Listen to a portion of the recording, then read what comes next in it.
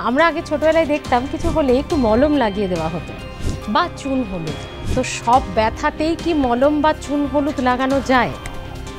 দেখুন, মলম বলতে ব্যথার যে জেল সেটার কিন্তু কাজ আলাদা, ঠিক আছে। চুন হলুদের কাজ আলাদা, ঠিক আছে।